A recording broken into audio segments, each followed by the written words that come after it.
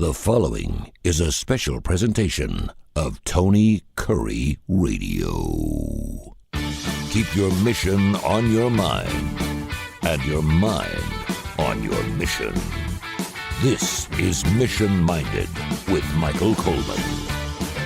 This is Mission Minded. Keep your mind, your mission on your mind. He's Michael Coleman. He's the executive director of the Jimmie Hale Mission. It's a show about non-for-profits. He's an entrepreneur, so we talk about business things, and we've gotten into so many different things already in the first 3 or 4 shows of Mission Minded. Of course, you can hear right here on Tony Kurre Radio. We run it at 12 and 7:30 every Wednesday right here exclusively on Tony Kurre, and coming soon to our Spotify podcast platform.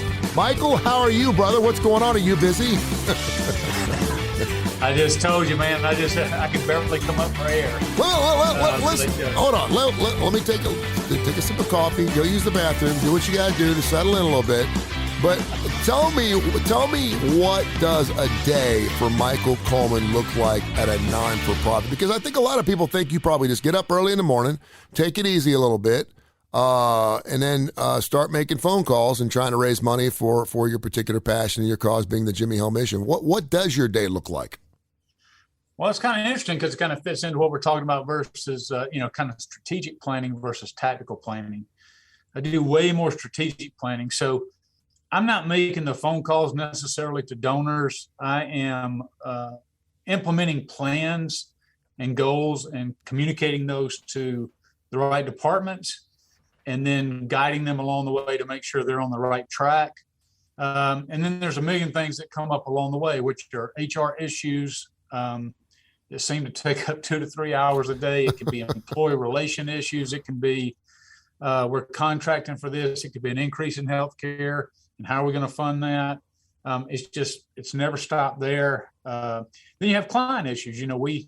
We have at any given time here on this site 70 clients. Our other sites probably 50 clients. So we're managing 120 people just struggling with addiction and all the legal issues that go through that. And so I have to see beyond the right now, and I'm having to look forward at what direction are we going, and are we effectively accomplishing our goals, and are we not only accomplishing our goals, but accomplishing measurable goals to see if we're on track or where we need to shift along the way in terms of our strategy. So, and then along with that, because I'm an extrovert, oftentimes that hurts me. I kind of keep an open door. And so people are in my office all day just to speak and greet, and I greet. And so I think it's very important to keep employee relations that way and to show them that I'm open and accessible. I care about what's going on in their life. But I'll be the first one to say sometimes I struggle with boundaries when it's like, okay, everybody's got to get out. I've got to do these things. And so my day runs very full. Yeah, that you're making me tired just talking about it. Your open door policy, which I think is really interesting, because for every GM I've ever worked for in my illustrious 40-year career in terrestrial radio, and I try to have that here. People can talk to me. I have a much smaller staff, but it seems like it starts, hey, my door is always open. You know where my office is anytime, as long as my door is not closed, don't knock. And that works for about 3 months.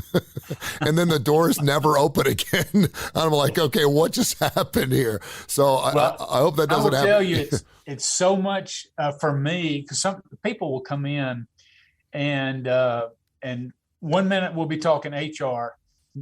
The next person that walks in, interrupts, says, hey, I've got this finance question.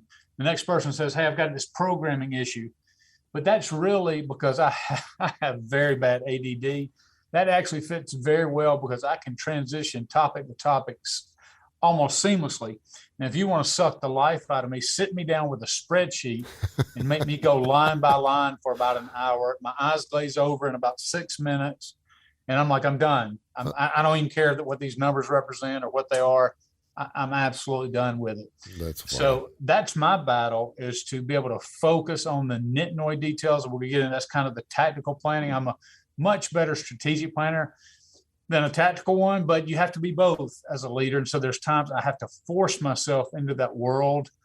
And I find, not that I've done more in a day, but at the end of the day, I'm much more tired and exhausted when I've had to operate in a tactical way versus a strategic way. I understand. And we're going to get into that, but I do want to get a little topical here with you. Michael Coleman, Mission Minded. It runs at 12 and 7:30 every Wednesday exclusively here on Tony Curre Radio. Of course, you can also hear archived episodes coming up here soon on our Spotify Tony Curre Radio platform podcast.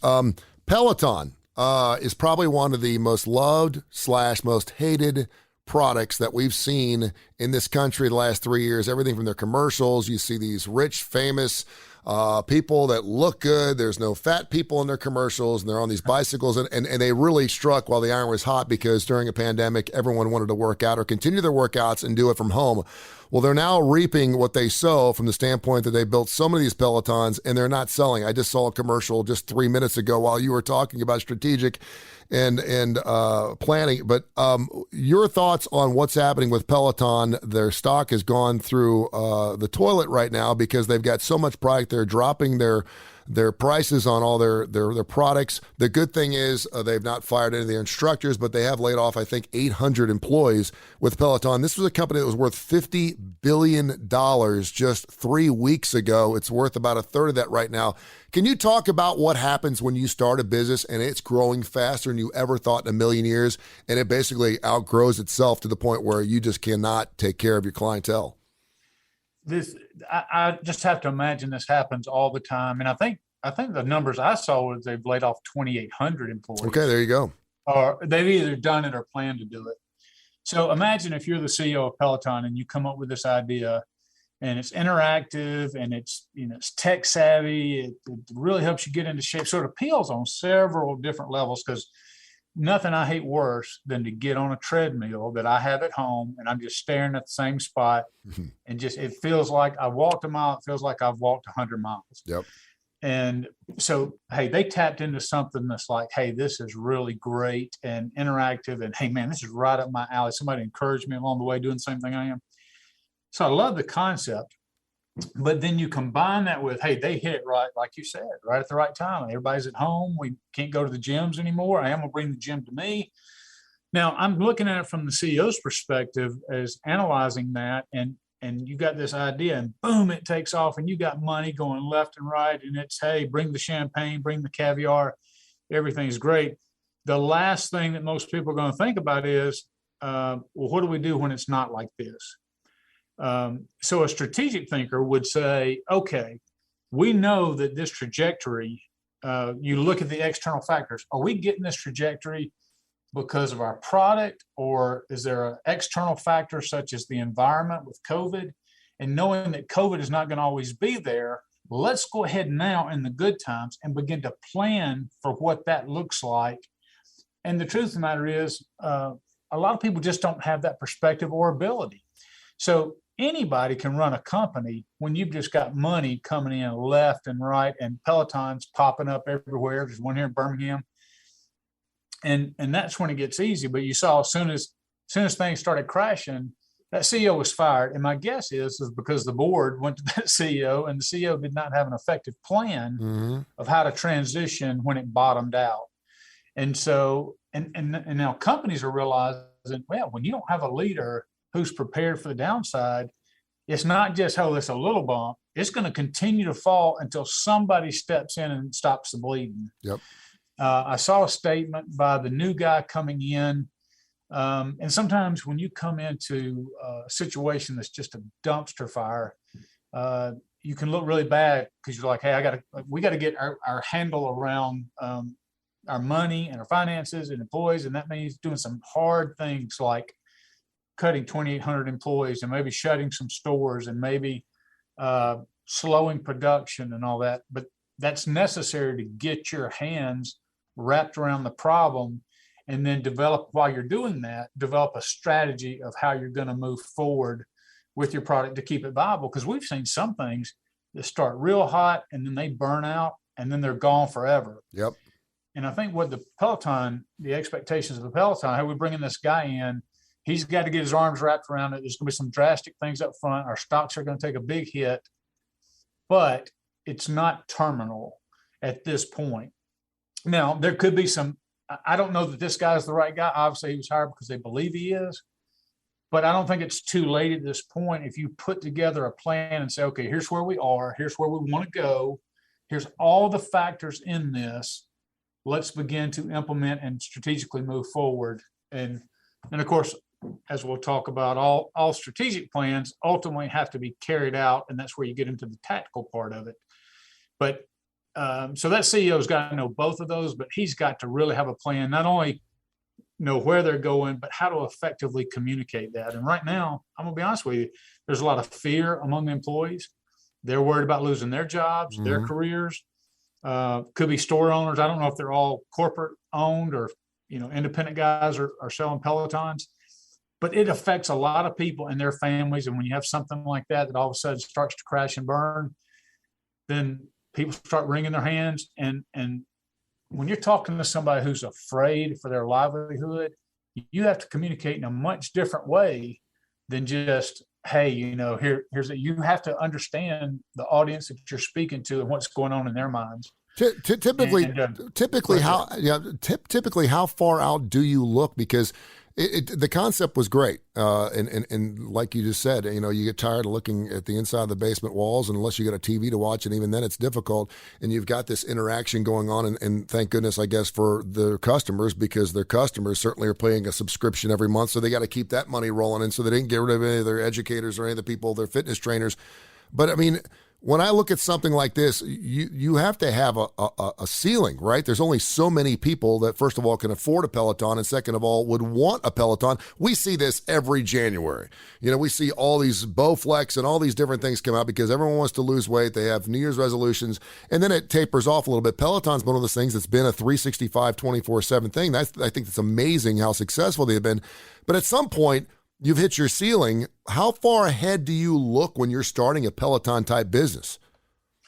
Well, and see this again, it goes back to there's not a given, in my opinion. I mean, you could get different opinions about, let's do 6 months, let's do 5. You see 5-year strategic plans. I've never seen a bigger waste of money than a 5-year strategic plan, because there is no way that you can plan that far out about what you're going to do, because you cannot control all the variables that will inevitably come about. So let me give you an example of, I'm not saying this happened, but very likely could have happened. So you start this, it's a craze. Everybody's got to own a Peloton. They become back orders. Your factory can't produce enough. Now, at that point, you say, okay, we are max capacity. You have to make a decision. Is it worth building another plant? Mm-hmm. In other words, and so somebody goes, well, right now the demand is so high. Yes, let's build another plant, or let's increase the size of this plant so we can double production because the demand's there.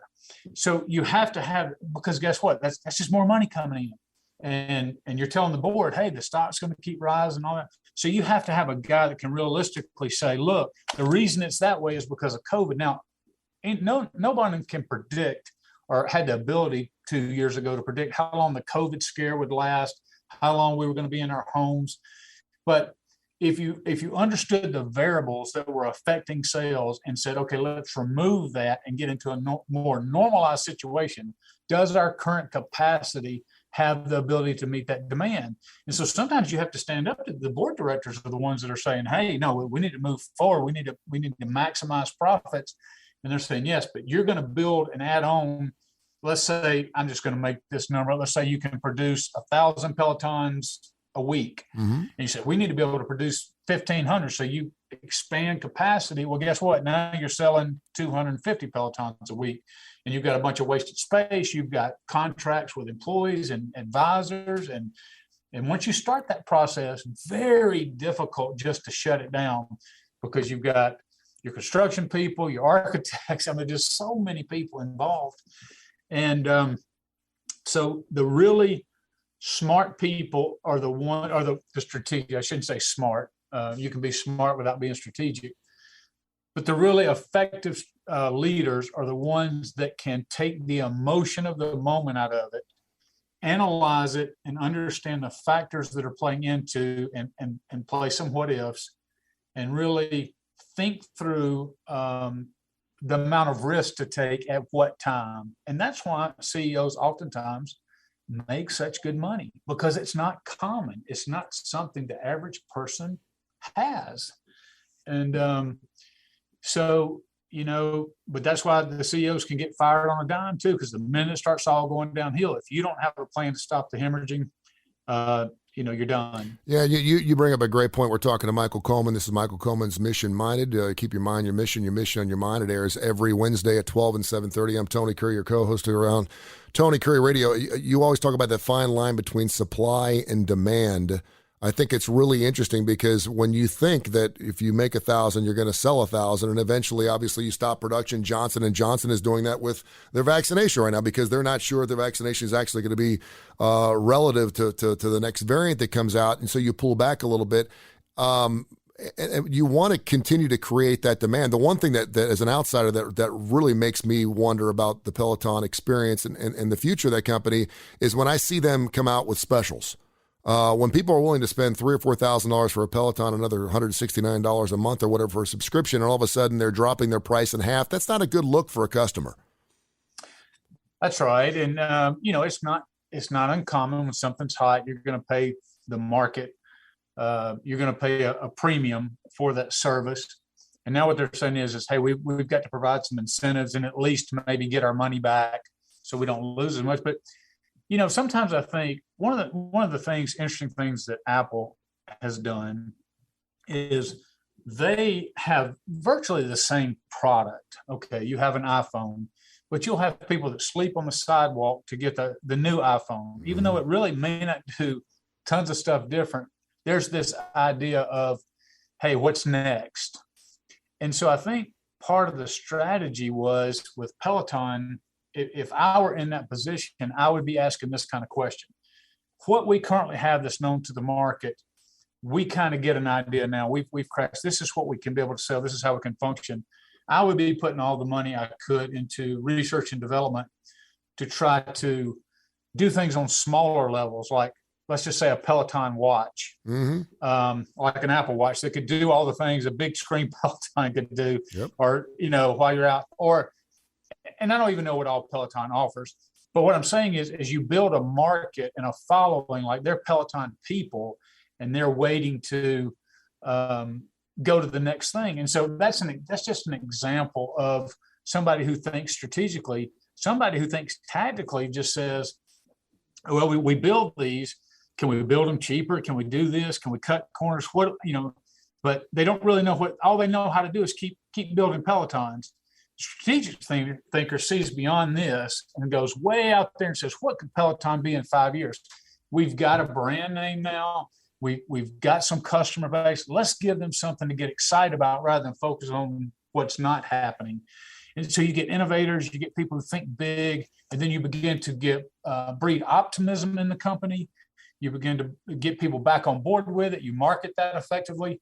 And so you show that, yeah, we took a big hit, just like Apple took many hits over the years. Yeah. But no, we're a company that's in for the long haul, and we're going to continue to provide you with the latest and greatest exercise experience. Right. Yeah. And it takes vision, it takes strength, it takes courage, because there's risk in that.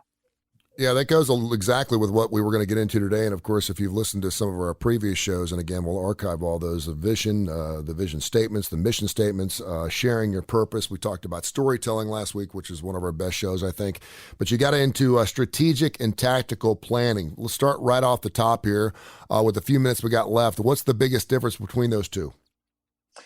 So your strategic, I just try to break this down just as simple as can. Really, it's just talking about what the organization wants to achieve. So it's very big picture. And so tactical thinking is they take what that company wants to achieve. Okay, we're standing at A, we want to get to B. That's strategically. So I'm gonna let me just kind of throw out this example. A strategic goal would be, as a nonprofit, we want to increase donor revenue by 15% this year. So that's saying what we want. This is what we want to happen. What it doesn't explain is how are we going to make that happen? So when you get into the how do we do this, or how are we going to accomplish this big, large strategic goal, then you have several steps. So I just jotted some things down. Hey, we're going to hire 10 new salespeople or 10 new development people before end of the year. Maybe we're going to create some client surveys. Maybe we're going to reach out to our clients. Of course, I'm calling it maybe donors. Reach out to our donors and say, "Hey, do you feel like we're connecting with you? Are there ways we can connect with you and make you part of this better?" And just get their perspective and let their voice be heard. You can get into donor talks. I'm saying all that to say, you get into all the processes, and that's how you tactically accomplish the strategic goal. Now, the leader has to be able to know both. So what I try to do is I come up with the strategic goal based on not just something that popped in my head. I'm looking at industry trends.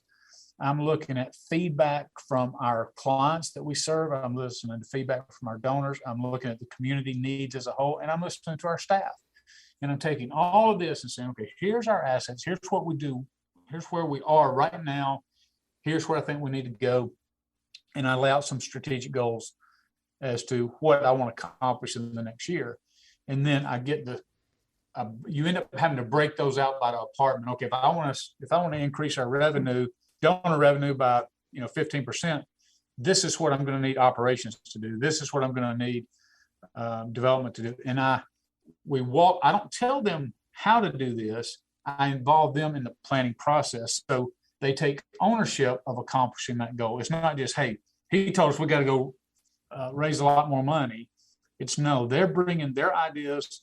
But I also have to be able to sit back and go, no, that's an idea, yes, but it doesn't fit within the culture in which we want to accomplish these things. So I get into the tactical, but still from a kind of a protecting the strategic goal boundaries, if you will. Because sometimes you have a strategic goal about here's what you want to accomplish, and then they go out and say, well, here's how we're going to accomplish that. And you're like, I already know that won't accomplish what I'm wanting to accomplish. Yeah, and I think that's a huge disconnect, and I've certainly seen it in radio and a lot of other businesses where they're like, "Hey, listen," and it could be you're humming and drumming, you're nailing it. You do want to strike with the iron's hot. You're like, okay, we want to raise revenue, or we're going to raise. We see it with salespeople all the time. If you're bringing in $600,000 a month, they're going to hit you for $630 the next month, and you get to a point where you top out and you just can't bring any more. And sometimes it's a seasonal situation. Sometimes it's based on the performance itself. But the problem is you have a lot of people that tell people this is what we want to do from a strategic standpoint, but they don't give you ideas for the tactical. That's right. And there's not any no ideas. It's just like, hey, I'm just going to do them. So you have kind of extremes where, hey, I'm going to give you a big picture and then I'm checking out. Yeah. And I'm just leaving it up to you. And what I have found is, and this is a weakness of mine that I continually working on, because I do see in my mind a more full picture. I tend to, when I'm communicating about a specific strategic goal, I understand how that goal fits into the bigger picture. So I don't talk about the actual goal as much. I may just say, hey, let's go. We need to increase by 15%. And I'm thinking that I have effectively communicated in such a way that the tactical implementation should be easily decipherable by anybody that with some common sense. But I've gone back and I've said, oh, why are you doing this? And they said, well, this is one of the tactical goals we're doing for your strategy of raising more money. And I'm like, no, that's not what I meant at all. And so what I found out is I'm speaking from a person who sees the full picture, and I'm not always speaking to people who get the full picture. And that's a failure of communication, not on my subordinate's part, but on my part. So I go and get involved in the tactical, not micromanage the tactical, but let's just say get updates. And all the time I'm sitting down with my development director, if I have him doing something and he communicates to me, hey, here's what we did. Here's the decisions we made. And when something doesn't fit within the parameters that I want it to, then we can have a conversation about that. And sometimes he influences me to broaden my parameters, and sometimes I bring him back and say, oh, I have failed to clearly communicate what I'm looking for specifically here. So but here's this fine line. I've seen people who give the strategic goal and then they get into the tactical goals and micromanage it, as if they're going to do the tactical goals themselves almost. But what happens is you rob them of the buy-in. They don't get any input. They don't get to use their own skill sets. They don't get to use their own gifts and talents. And so then they lose interest in it because, hey, you're doing everything. You're taking over. And I've heard employees report back about other managers that have said, I don't even know why I'm working here. They're doing all the work. Mm-hmm. And so as with everything, there's a right balance, and each leader has to figure out what that right balance is for them and understand if you stray too far one side or the other, it's going to have a negative effect. The best people that I've learned from are people who are always continuing to learn about themselves. Like, okay, so I'm 56, been doing this a while, 21 years in the Army leadership, but how crazy of me to think that I've mastered this and that I'm not going to make mistakes and that I'm always going to draw that line perfectly. So I have to keep my ears and eyes open to what I'm seeing and what I'm hearing from my employees, because that's the true test of whether I'm effectively striking that balance or not. Yeah, as a business owner myself, I'm hearing some stuff that I think is remarkable, and I learned something from this show, Mission Minded, every single week. From a strategic plan, I hear so many businesses say, okay, we're not doing well enough. We need to increase profitability, budgets, whatever, blah, blah, blah, blah, blah. They don't really give them a reason. They just say, work harder. You're not doing enough.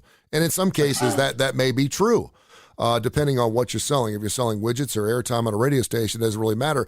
I realized through the help of James Michael Keats, my director of programming, and Josh Claypo and the people around me, that we needed to create something different than what we were doing. Classic rock was not going to sell it enough. And that's why we created shows like Mission Minded and everything else to bring more ears to the radio station. But you're constantly thinking, because you can really never can get comfortable. You can never go, okay, I think we found our pie here. We can just sit. You have to be thinking outside the box. Now we're doing that with podcasts and everything else, but you've got to be that leader. I see too often where guys say, you guys are lazy, you're not doing enough, you're taking extra long lunches, go out there and work harder. That does not work. Yeah, because what you have to understand is, and again, it's very difficult. I'm not trying to say it as if it's easy, but you have your strategic goal, which means you want to increase donor revenue. So you tell that to your employees, which some of it could be, hey, we're just going to do some things differently. But some of it could be, hey, well, I'm putting more burden on them. And so how does that affect employee relations? How does that affect employee morale? Because sometimes you can do that in a way that actually puts so much on them, you will reduce productivity, not encourage productivity. Just because you're making them be there at work longer or shorten lunches does not equal increased productivity. As a matter of fact, I'm studying an issue right now that we're thinking about doing, and that's going to a 4-day work week of 10-hour days. And the research has shown, and I think the UK just started this, the research has shown, the studies have shown that actually productivity over those 4 days outpaces the productivity of a 5-day work week. I believe it. Yeah. Because people are going into the weekends they get much more relaxation, much more family time, much more downtime.